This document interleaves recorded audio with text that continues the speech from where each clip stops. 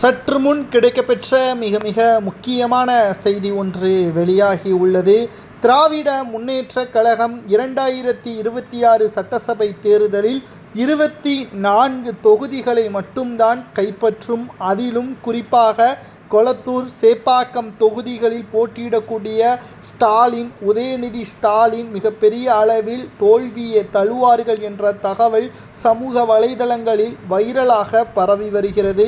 இதுவரை யாரும் எதிர்பார்க்காத ஒரு தகவல்தான். 13 கட்சிகளுடன் கூட்டணியில் இருக்கின்ற திமுக எதிராக இருக்கின்ற அதிமுக கூட்டணியில் தமிழக வெற்றிக் கழகமும் நாம் தமிழரும் கூட்டணி வைக்கக்கூடிய பேச்சுவார்த்தை நடைபெற்று கொண்டிருக்கிறது. டிசம்பர் மாதத்தில் இது உறுதியாக மக்கள் மத்தியில் அறிவிக்கப்படும் பட்சத்தில் திமுக எப்படி 2011ஆம் ஆண்டு எதிர்க்கட்சி அந்தஸ்தை இழந்ததோ அதே நிலைமைதான் 2026 சட்டசபை தேர்தலிலும் நடக்கும் என்ற தகவல் சமூக வலைதளங்களில் வைரலாக பரவி வருகிறது.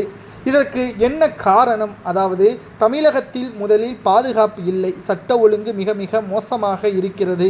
தமிழகத்தின் வளர்ச்சி மிகவும் தோய்வடைந்து வருகிறது. கோபாலபுரத்தின் குடும்பத்தினர்களது சொத்துக்கள் தான் பெருகி வருகிறது. இரண்டாவதாக, தமிழகத்தை பொறுத்தளவிற்கு திமுக தனித்து போட்டியிடவில்லை. தனித்து போட்டியிட்டால் நிச்சயம் டெபாசிட்டை தான் இழக்கும்.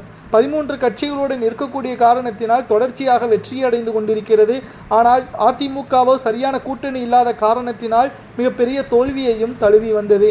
ஆனால் இந்த முறை அதிமுகவின் தலைமையை கடைசி நேரத்தில் தமிழக வெற்றிக் கழகமும் சீமானும் ஏற்பார்கள். அப்படி ஏற்கும் பட்சத்தில் டிசம்பர் மாதத்தில் இருந்து திமுகவிற்கு மிகப்பெரிய ஒரு நெருக்கடியும், பல கோடிகள் தேர்தலில் செலவுகள் செய்வதற்கு முன்வந்த போதிலும் கூட திமுகவால் வெற்றியடைவது கடினம்தான் என்ற தகவலும் தற்பொழுது கிடைக்கப்பெற்றுள்ளது.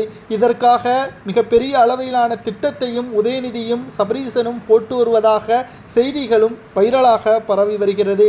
என்ன திட்டம் போட்டாலும் சொன்ன வாக்குறுதிகள் 415 முடித்து விட்டார்களா? மக்களிடம் செல்லும் பொழுது வீட்டிற்கு வீடு இருக்கக்கூடிய இளைஞர்களும் பெண்களும் வாக்குறுதிகளை பிரிண்ட் அவுட் எடுத்து வைக்க வேண்டும் என்று எடப்பாடி சமீபத்தில் பிரச்சாரம் ஒன்றில் கூறியிருந்தார். வீடு தேடி வரக்கூடிய திமுகவினர்கள் சொன்ன வாக்குறுதியை நிறைவேற்றிவிட்டார்களா என்ற ஒரு கேள்வியையும் பொதுமக்கள் கேட்க வேண்டும். பொதுமக்கள் கேட்பதற்கு அதிகாரம் இருக்கிறது.